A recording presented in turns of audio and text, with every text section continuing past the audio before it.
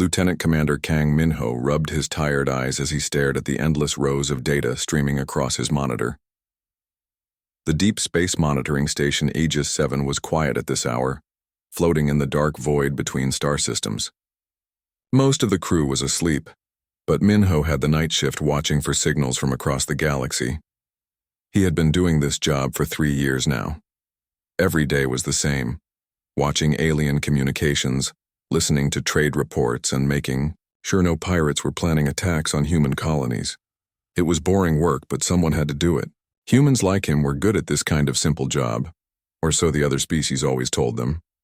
The coffee maker beeped behind him, and Minho poured himself another cup. The bitter taste helped him stay awake during these long nights. He was about to return to his desk when he heard footsteps in the corridor. Working late again? Dr. Yuhana walked into the communications room holding her own coffee mug.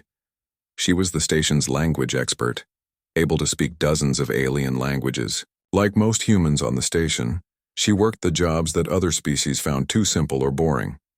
Same as always, Minho replied. Just watching the galaxy talk to itself. Nothing interesting ever happens out here. Hana sat down at the desk, next to his. At least we have each other for company. I was translating supply requests from the mining colonies. Very exciting stuff about metal shipments and food deliveries. They both laughed quietly. This was their life in the Galactic Federation. Humans did the simple work, while the advanced species handled the important decisions. Humans were strong, enough for mining and smart enough for basic jobs, but everyone knew they could never match the intelligence of races like the Thylorians or the Zenthari. A soft chime came from one of the machines across the room. Both humans looked over at the quantum communication array, which was supposed to be in maintenance mode. The array was used for the most important messages across the galaxy, but it had been shut down for repairs 3 hours ago. That's strange, Minho said, walking over to check the machine. This thing shouldn't be receiving anything right now. Maybe it's just a system error, Hana suggested, but she followed him to look at the display. The screen showed a weak signal bleeding through from somewhere in deep space.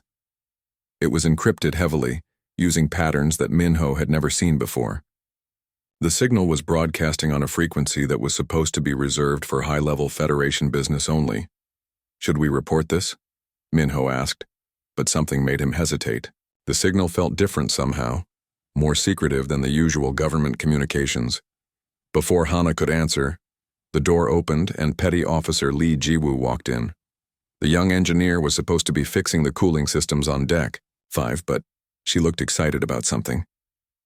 I'm glad you're both here, Jiwoo said quickly. I was working on the cooling pipes when I noticed something weird in the quantum array. There's a signal coming through that doesn't match any of the normal patterns. We just found it too, Minho said. Do you think it's important? Jiwoo moved to one of the analysis computers and started typing rapidly.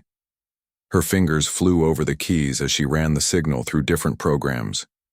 This is definitely not a normal Federation message. Look at this encoding. It's way too complex for standard communications. Hana leaned over Jiwoo's shoulder to study the data. I've seen some of these symbols before, but they're mixed with languages I don't recognize. Give me a few minutes to work on this. The 3 humans gathered around the computer as Hana began the slow process of breaking down the encrypted message. Most of it was gibberish, but slowly pieces began to make sense. Words appeared on the screen as Hana worked through the alien languages. Meeting coordinates, she read aloud. Timestamp for tomorrow? And here's something about administrative review. She paused, frowning at one section. This part is in High Thylorian. That's supposed to be a dead language that only scholars study. What does it say? Minho asked. Hana was quiet for a long moment, double-checking her translation. When she spoke again, her voice was very soft. The human problem. Final assessment. The 3 of them stared at the screen in silence. Those words hung in the air like a cold wind. Finally, Jiwoo spoke up. Why would anyone call humans a problem? She asked. We do our jobs. We follow orders. We don't cause trouble. Minho felt a chill run down his spine. Unless we're not supposed to know about this meeting. Look at these coordinates. They're not for any Federation facility I've ever heard of. Hana continued working on the message, finding more fragments. There are mentions of other species here, but they're all ones I've never heard of. These aren't the normal Federation races we work with every day. What if this isn't a Federation meeting at all? Jiwoo suggested quietly. What if there's something else going on that we don't know about? The idea was frightening. For 200 years, humans had believed they were part of a great galactic community. They worked hard, followed the rules, and accepted their place as a useful but simple species. But this message suggested something very different. We should report this to our commanding officer, Minho said. But even as he spoke, he wasn't sure it was the right thing to do. Something about the phrase human problem made him want to investigate more before telling anyone else. What if our commanding officer is supposed to know about this already? Hana asked. What if we're not supposed to understand what we just found? Jiwoo saved the signal data to a secure file. I think we need to learn more before we tell anyone. If this really is about humans being some kind of problem, we should know what we're dealing with. Minho looked at his two friends and saw the same mix of fear and curiosity in their eyes. They were just simple humans doing simple jobs, but they had stumbled onto something that felt much bigger than themselves. Okay, he said finally. We investigate quietly, but we have to be careful. If someone is having secret meetings about humans, they probably don't want humans to know about it. Over the next few hours, they used their security clearances to search through Federation databases, looking for any information about the coordinates in the message or the unknown species mentioned in the text. What they found made them even more worried. Human colonies were being built in strange patterns across the galaxy. Human military units were being sent to dangerous missions with unusually high casualty rates. Human scientists were being kept away from certain research projects, always for reasons that seemed logical but created a pattern that was hard to ignore. It's like someone is managing us, Hana said as dawn began to break through the station's windows. Moving us around, controlling what we learn, maybe even controlling how many of us survive. As they prepared to end their shift and try to get some sleep, an alarm started beeping on Minho's main console. His blood turned cold as he read the display. Security protocol activated, he said. Someone noticed our database searches. Federation security is being dispatched to investigate unauthorized access to classified information. Jiwoo checked her own systems. They'll be here in less than 48 hours. If they find out what we discovered, they won't just punish us, Minho realized. They'll want to know how much we learned and who else we might have told. The three humans looked at each other, knowing their lives had just changed forever. They had found something they were never supposed to see, and now they had less than 2 days to decide what to do about it. Minho stared at the security alert flashing on his screen. 47 hours and counting until Federation security arrived at Aegis 7. His hands shook slightly as he reached for his communicator. We need to meet, he said when Hana answered. Maintenance Bay 3. Bring Jiwoo. 20 minutes later, the three humans gathered in the empty maintenance bay. The room smelled of metal and engine oil, and the constant hum of the station's power systems made it hard for anyone to overhear their conversation. We have two choices, Minho said quietly. We can delete everything we found and pretend this never happened, or we can try to find out what that meeting is really about. Jiwoo shook her head. If we delete it now, we'll never know the truth. And what if other humans are in danger? What if this human problem means they're planning to hurt us? But if we investigate more, we'll definitely get caught, Hana pointed out. Federation security doesn't just ask questions. They dig into your mind until they find every secret you've ever had. The three of them sat in silence, each thinking about their families, their friends, and the quiet life they had built on the station. None of them were heroes. They were just ordinary people who had found something extraordinary by accident. I have an idea, Jiwoo said suddenly. The maintenance shuttle in Bay 7 needs a navigation system upgrade. I could forge work orders to take it out for testing. If we're going to investigate those coordinates, we need to leave the station anyway. That's stealing a Federation ship, Minho said. It's borrowing a Federation ship to investigate a threat to Federation citizens, Jiwoo replied. That sounds better. Hana was already pulling up star charts on her portable computer. Those coordinates are 3 days away at maximum speed.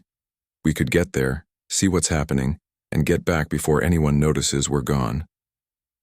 What about the security investigation? Minho asked. I can set up an automated response system, Jiwoo said. It will answer basic questions and make it look like we're still here working normal shifts. It won't fool them for long, but it might buy us enough time. Minho looked at his friends and realized they had already made the decision. They were going to risk everything to find out the truth about the mysterious message. 2 hours later, they were aboard the small shuttle flying away from Aegis 7 toward the unknown coordinates. The ship was designed for short maintenance trips, not long voyages, but Jiwoo had managed to boost the engines and life support systems. During the long flight, they intercepted more communications using the shuttle's scanning equipment. Each new message made them more worried. They found references to population management, genetic monitoring, and the experiment entering its final phase. Experiment? Hana said, translating another message. They're talking about humans like we're some kind of test subjects. On the second day of their journey, they received an unexpected communication from someone they had trusted completely. Admiral Park Soo-young, the highest-ranking human in their sector, appeared on their screen. Lieutenant Commander Kang, I know what you're doing, Admiral Park said. Her voice was serious, but not angry. You need to listen to me very carefully. Minho's heart sank. They had been discovered, and now even the Admiral was involved. But what she said next surprised him. You're not the first humans to stumble onto this conspiracy, Admiral Park continued. There are others of us who have known about it for years. We've been watching, waiting, and preparing. Admiral, we can explain, Minho started to say. No need to explain. I've been hoping someone would intercept those communications eventually. We needed humans to discover this on their own, not be told about it by the Resistance. Resistance? Jiwoo asked. Admiral Park's image flickered as the long-distance communication struggled to stay connected. There are humans throughout the Federation who have noticed the patterns. Scientists who saw their research disappear, military officers who questioned suspicious orders, colonists who wondered why they were always sent to dangerous planets. She sent them encrypted files that made their discovery look small by comparison. Medical records showing human genetic samples being collected and studied. Military reports about human units being sent on suicide missions. Colony placement charts that put human settlements in mineral-rich systems that were also extremely isolated. We've been preparing for this day, Admiral Park said. But we needed proof, and we needed humans to discover it naturally. If the Watchers suspected we knew about them, they would have acted sooner. Watchers? Hana asked. The real power in the galaxy. Not the Federation Council that we know about, but an older organization that has been controlling galactic politics for thousands of years. They think of younger species like humans as tools to be used. As they got closer to the coordinates from the intercepted message, their sensors detected something that shouldn't exist. A massive space station hidden in a nebula that interfered with most scanning technologies. Ships from dozens of species were approaching the station, but many of the species were completely unknown. Those aren't Federation ships, Minho said, studying the readings. I don't recognize half of those designs. That's because they're not from the Federation, Admiral Park's voice crackled through the static. They're from the species that really run the galaxy. The ones that have been hiding in the shadows making decisions about the rest of us. Jiwoo managed to get them close enough to use the shuttle's advanced sensors without being detected. What they saw made their blood run cold. The space station was enormous, bigger than any human city.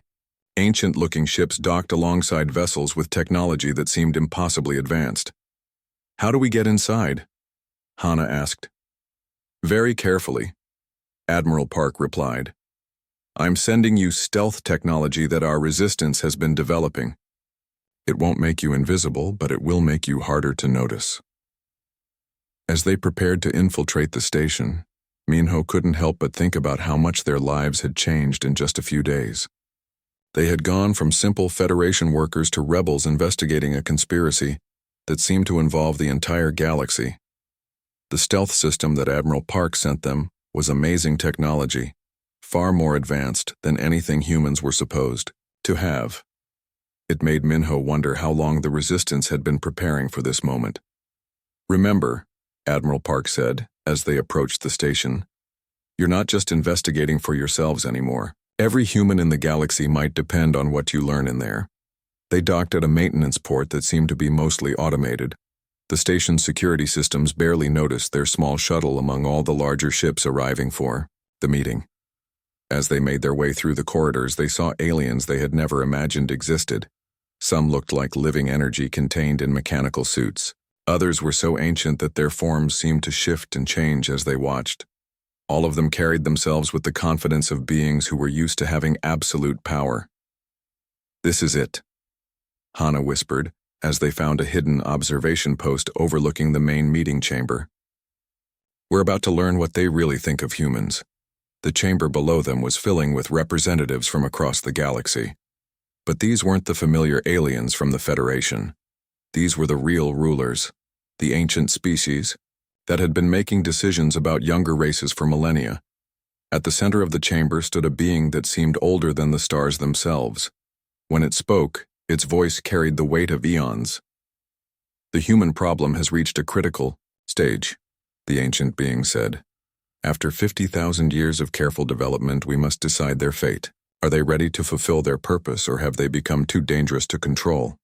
Minho grabbed Hana's arm. 50,000 years. What did that mean? Humans had only known about other species for 2 centuries.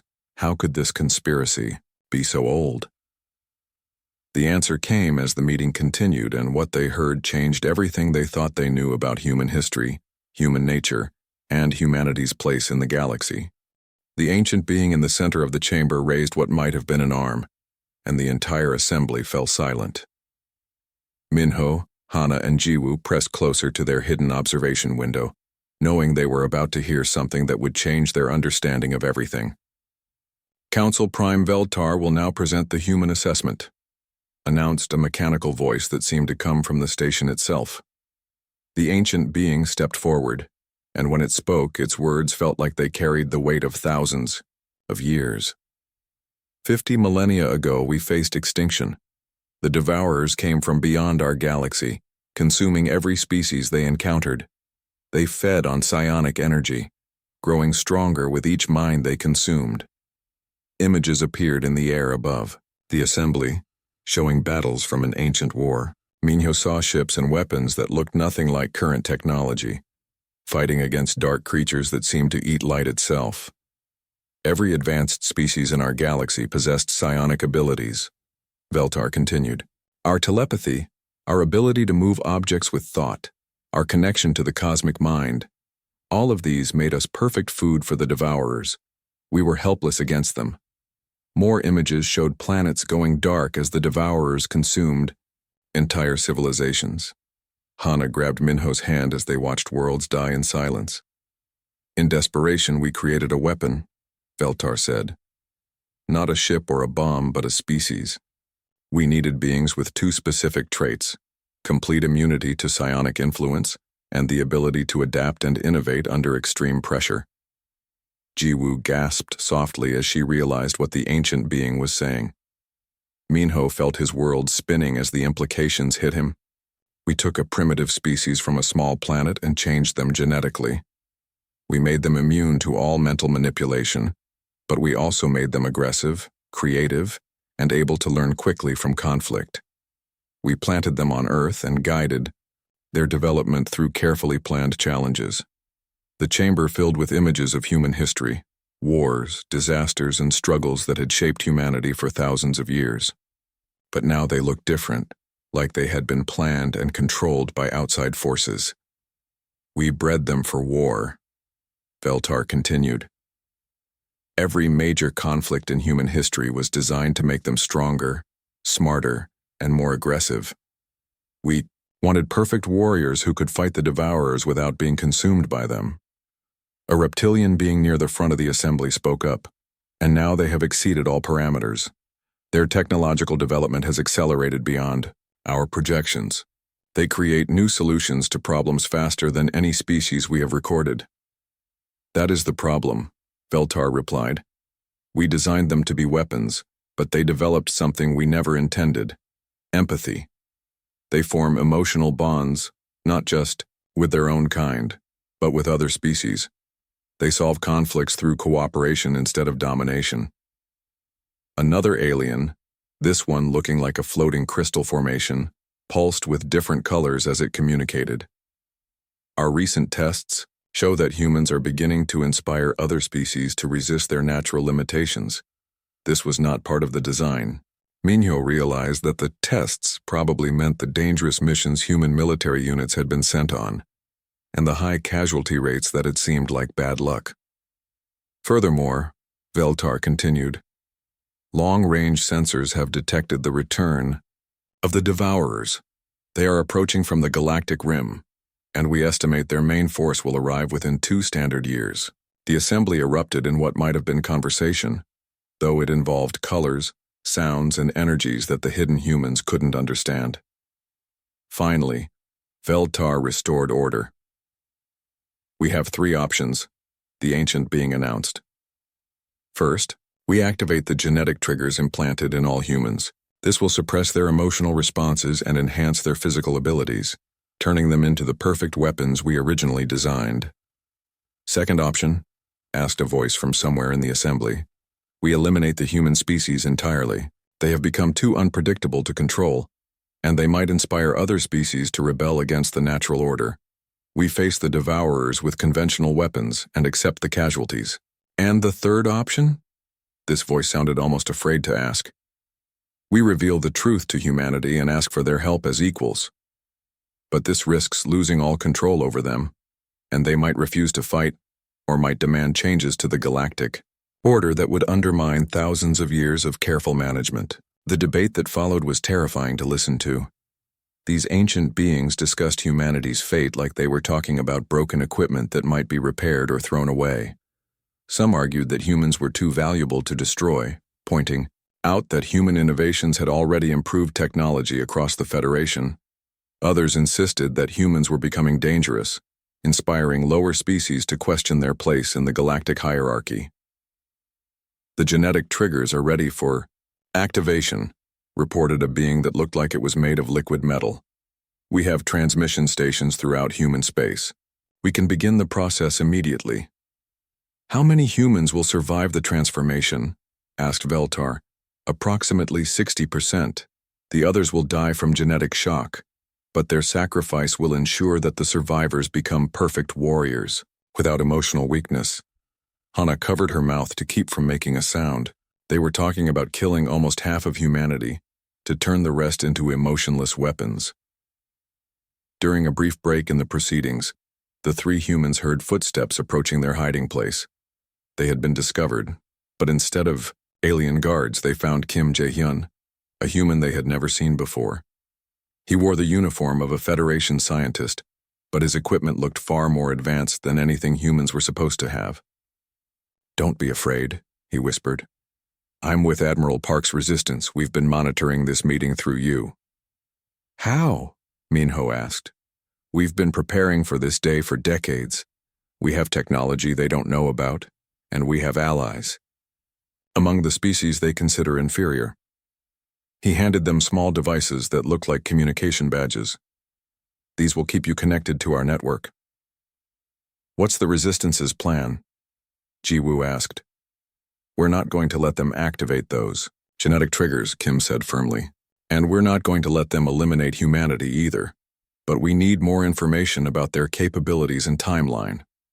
When the meeting resumed, they learned that the genetic trigger activation was scheduled to begin in just 3 weeks. The Watchers had decided that humanity was too dangerous to leave unchanged, but too valuable to destroy completely. "The transformation will begin with human military units," Veltar announced. "Once we have confirmed that the process works correctly, we will extend it to all human populations."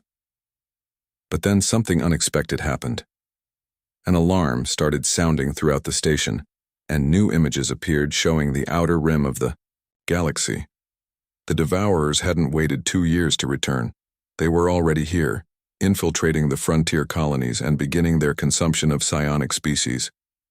The timeline has changed, Veltar said, and for the first time, the ancient being's voice showed something like panic. Long-range reconnaissance shows Devourer scouts in 17 sectors.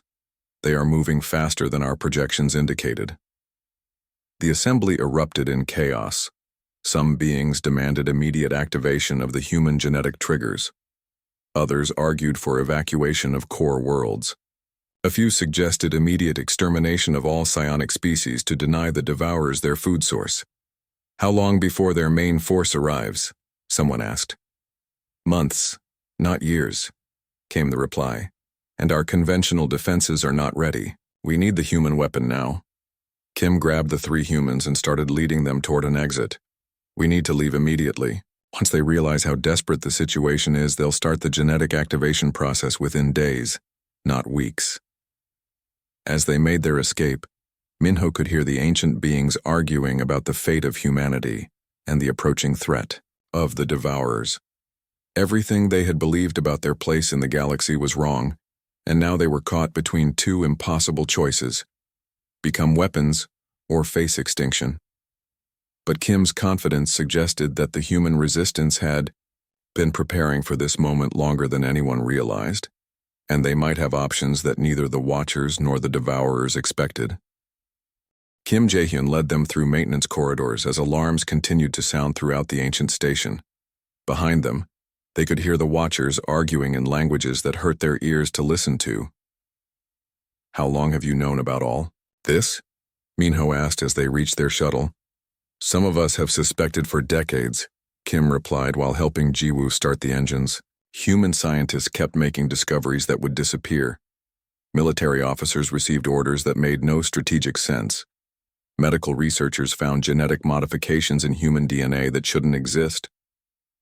Their shuttle detached from the station just as massive ships began arriving, reinforcements summoned by the news that the Devourers had returned early. Hana watched through the view screen as beings that looked like living starlight emerged from vessels that seemed to bend space around them. "Where are we going now?" she asked. "To Earth," Kim said. "President Lim Hyun-jin needs to know that we're out of time. The Watchers are going to start activating genetic triggers in human populations within 72 hours. During their journey back to human space, Kim explained what the Resistance had learned over the years. Dr. An Suho, a physicist working on a classified Federation project, had discovered that human psionic immunity wasn't just defensive, it was potentially offensive.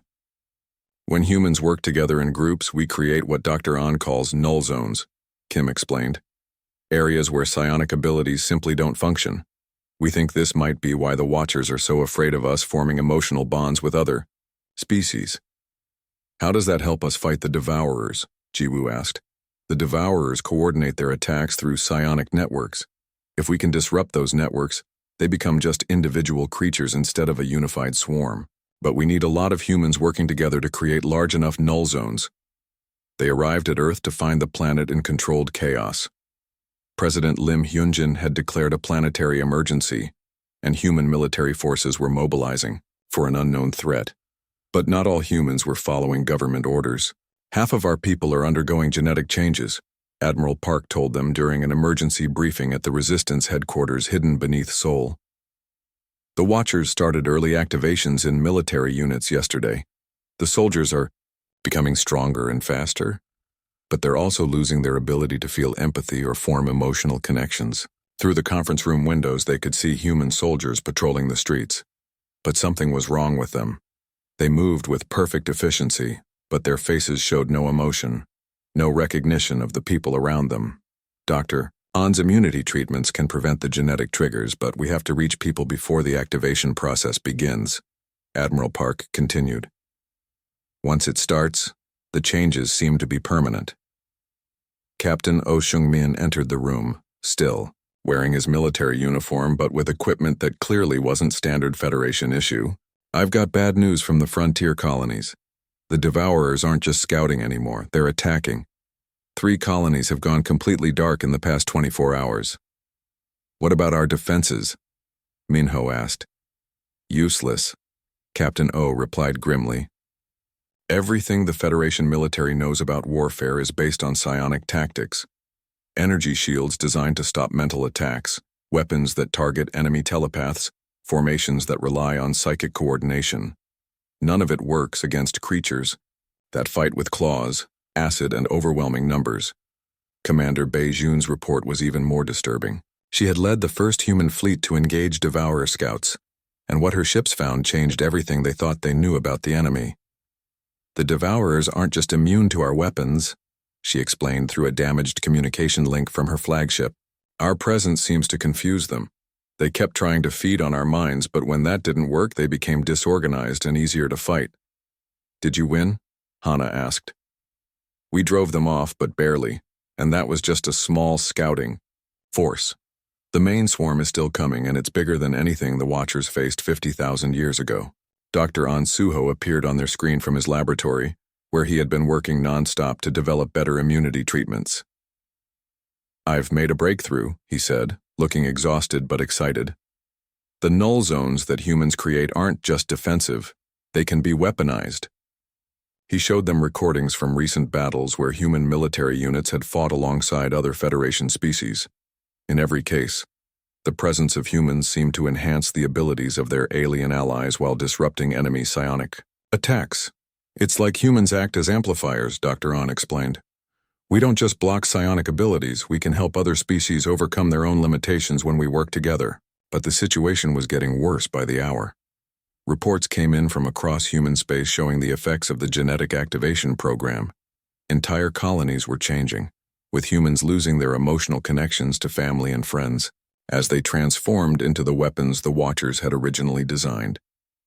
We're losing our people, President Lim said during an emergency broadcast to all human settlements. But I want everyone to understand what's at stake. This isn't just about saving humanity. It's about saving the idea of freedom for every species in the galaxy. The president's words were interrupted by urgent news from the frontier. Long-range sensors had detected the Devourer main fleet approaching at impossible speed, millions of creatures aboard ships that looked like they were grown rather than built, led by something that made the ancient Watchers tremble with fear. A Devourer Prime, Admiral Park said quietly when she saw the sensor data. The Watchers thought they had killed all of them in the First War. This one has been growing stronger for 50,000 years, feeding on entire civilizations beyond our galaxy. The tactical situation was impossible. Conventional Federation forces were useless against the Devourers. The genetically modified humans might be able to fight effectively, but they would have no motivation to protect the species they no longer felt connected to, and the few unchanged humans couldn't possibly face such overwhelming numbers alone. There's something else, Dr. An said during their final planning session.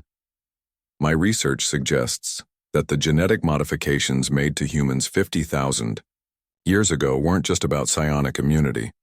There are unused genetic sequences that seem designed to activate under extreme stress. What kind of activation? Kim asked. I think the Watchers built more into us than they realized. The ability to evolve consciously, to adapt our minds and bodies in real time to meet new challenges. But it only works when humans cooperate with other species on a level the Watchers never intended. Fleet Admiral Kwon Do-hyun, newly promoted to command the combined human and Federation forces, proposed a desperate strategy.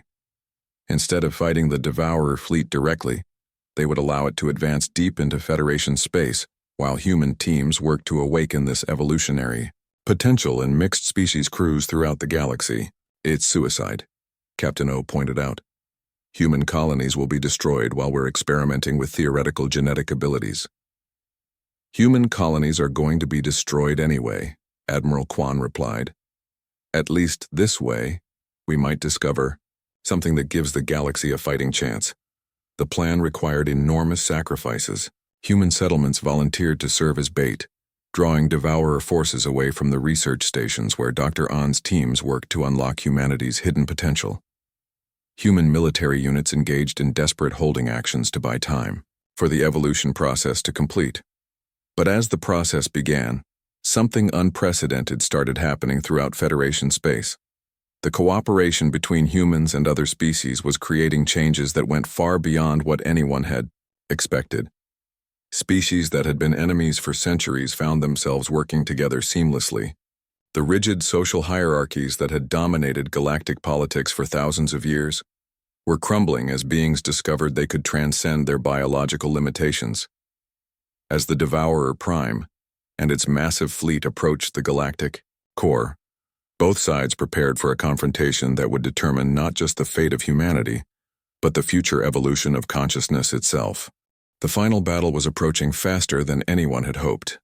Fleet Admiral Quan Doyun stood on the bridge of his flagship, watching as the Devourer Prime's massive fleet filled the sensors with dark shapes that seemed to eat the light around them. "Status report," he said to his mixed crew of humans and aliens who had volunteered for Dr. On's experimental evolution process. "The enemy fleet numbers in the millions," reported his Thylorian tactical officer, whose natural telepathic abilities had been enhanced rather than suppressed by working with humans. But something strange is happening. The closer they get to areas with large human populations, the more disorganized they become. Dr. Song Yeji's voice crackled over the communication system from the research station orbiting Earth. "Admiral, we've made a breakthrough. The evolution process isn't just changing humans. It's creating a network effect that connects multiple species." "Explain," Admiral Quan said. "When humans work closely with other species, both sides evolve beyond their original limitations. Humans become more than immune to psionic attacks. We become conduits that help other beings transcend their biological restrictions." Minho, now serving as Admiral Quan's intelligence officer, was monitoring reports from across the galaxy. What he saw gave him hope for the first time in weeks. "Admiral, look at this," he said, sharing his data with the bridge crew. "Every battle where humans fight alongside other species, we're not just winning. We're changing the fundamental nature of warfare itself." The reports were incredible. Human soldiers working with Zenthari warriors had developed new combat techniques that combined human adaptability with alien strength. Human engineers collaborating with crystalline Vorthak technicians had created weapons that seemed to repair and improve themselves during battle. "It's like humans are catalysts," Hana observed from her position as the fleet's communication specialist. "We don't just fight better, we help everyone fight better." But the most amazing discovery came from Jiwoo, who had been working with engineering teams throughout Federation space. "The null zones we create aren't just blocking psionic abilities," she reported. "They're creating spaces where the normal laws of biology and physics become more flexible. Species are evolving in real time to meet whatever challenges they face." The Devourer Prime seemed to sense what was happening.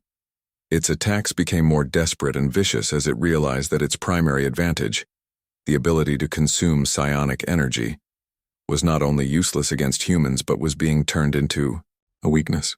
"Long-range sensors show the Prime is changing tactics," reported Captain O from his position commanding the advance fleet. "It's abandoning psionic attacks completely and relying on brute force and numbers." The ancient watchers watching the battle from their hidden stations were stunned by what they observed. Council Prime Veltar sent a message to Admiral Quan's fleet. "We underestimated what we created," the ancient being admitted. "Humans were never meant to be mere weapons. You have become something far more significant, the key to evolutionary transcendence for all conscious species." Dr. On's final report changed everything they understood about the conflict. "The Devourer Prime isn't just an ancient enemy," he announced during a galaxy-wide broadcast. "It's a consciousness trapped by its own nature, forced to consume others, because it can't evolve beyond its original programming." "What are you saying?" Admiral Quan asked. "I'm saying we don't have to destroy it. The same process that's allowing other species to transcend their limitations might work on the Devourers too." The idea was so radical that even the human leadership hesitated. Instead of fighting the most dangerous enemy the galaxy had ever known, they were proposing to transform it. How? President Lim asked during an emergency council session that included representatives from species across the galaxy. "By surrounding the Prime with the largest null zone ever created," Dr. Song explained. "If we can get enough humans working, with enough other species in close proximity to the Prime, we might be able to create conditions where it can evolve beyond its need to consume other minds." The plan required an unprecedented level of cooperation. Ships from hundreds of species would have to work together in perfect harmony, while humans helped create the evolutionary catalyst that could transform their greatest enemy. Admiral Kwan led the final assault, but it wasn't an attack in any traditional sense. Thousands of ships from every species in the Federation surrounded the Devourer Prime, creating the largest cooperative effort in galactic history. As they approached the massive creature at the center of the enemy fleet, the null zone effect grew stronger than anyone had imagined possible. Reality itself seemed more flexible, allowing impossible things to happen. The Devourer Prime, for the first time in its ancient existence, found itself unable to feed on the minds around it. But instead of becoming weaker, something unexpected happened. Cut off from its usual source of power, it began to discover other forms of consciousness. "It's working," Dr. An reported from his monitoring station. "The Prime is evolving. Instead of consuming other minds, it's learning to create and nurture them." The transformation spread throughout the Devourer fleet. Creatures that had been mindless eating machines began developing individual personalities. Ships that had been grown as weapons started changing their structure to become exploration vessels and research platforms. "They're not dying," Hana observed with wonder. "They're becoming something completely different." The final moment came when the Devourer Prime directly communicated with the assembled fleet. Its message was simple but profound: gratitude. For the first time in millions of years, it was free from the endless hunger that had driven it to destroy civilizations. "We offer our knowledge to help repair what we destroyed," the Prime said in a voice that now carried wisdom instead of hunger. "And we pledge to use our abilities to strengthen the universe instead of consuming it." In the aftermath of the transformation, the galaxy changed in ways no one had expected. The ancient hierarchies based on psionic ability crumbled as species discovered they could achieve far more through cooperation than domination. The Watchers dissolved their Shadow Council and integrated into the new galactic order. "You have done what we could never imagine," Veltar told Admiral Kwan during the signing of the new galactic charter. "You have shown us that evolution is not about becoming more powerful, but about becoming more connected." Years later, Admiral Mino served as the first human representative on the reformed Galactic Council, where decisions were made through consensus rather than hierarchy. Dr. Hana had established institutes throughout the galaxy where species learned to work together, as naturally as humans did. Jiwoo, now chief engineer of the Galactic Defense Fleet, led teams that combined technologies and ideas from hundreds of species, creating innovations that no single race could have achieved alone. But the most significant change was harder to measure. Throughout the galaxy, species were discovering that their greatest strength lay not in what made them different, but in how they could help others grow beyond their limitations. The former Devourers had become the galaxy's gardeners, using their ancient knowledge to strengthen rather than consume. They helped dying worlds recover and assisted struggling civilizations in finding their own paths to transcendence. "We thought we were creating weapons," Dr. Song reflected during the anniversary celebration of what historians called the Great Evolution. "But we accidentally created something far more important: the ability to help others become more than they thought possible." The story ended not with conquest, but with transformation. Humanity's greatest gift to the galaxy wasn't their immunity to psionic attack or their ability to fight impossible odds. It was their natural talent for inspiring cooperation and helping others transcend the limitations they had accepted as permanent. As new signals arrived from other galaxies, inviting the transformed Federation to share their discoveries with civilizations beyond their own stars, Admiral Minho smiled. Humanity's role as simple workers in the galactic community had ended. Their new role as catalysts for universal evolution was just beginning.